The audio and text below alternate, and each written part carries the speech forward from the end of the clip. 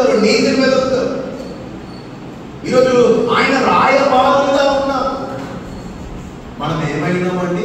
సంఘ కాపురులు ఏమై ఉన్నాము? చూడండి, ప్రకటన గ్రంథం 1వ అధ్యాయం 6వ వచనం, ప్రకటన 1:6.